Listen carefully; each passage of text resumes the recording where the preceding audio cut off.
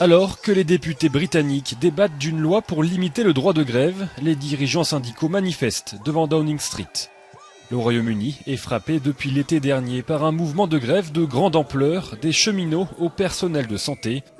Pour tenter d'y remédier, le gouvernement veut imposer aux grévistes un service minimum dans les secteurs clés. Selon le projet de loi adopté par la Chambre des communes, certains employés seraient tenus de travailler pendant une grève et risqueraient le licenciement s'ils refusent. Le Premier ministre Rishi Sunak s'est félicité sur Twitter de cette avancée.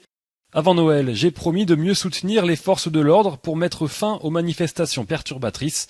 Aujourd'hui, ce gouvernement a tenu cette promesse.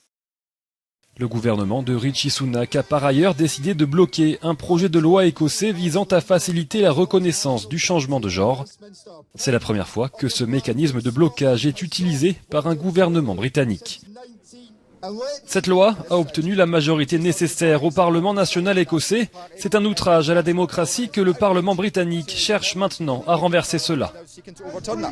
Sur Twitter, la première ministre écossaise a dénoncé une attaque frontale sur la capacité de l'Écosse à prendre ses propres décisions sur les questions décentralisées. Ce veto du gouvernement britannique intervient 2 mois après que l'Écosse se soit vue refuser par la Cour suprême le droit d'organiser un nouveau référendum d'indépendance.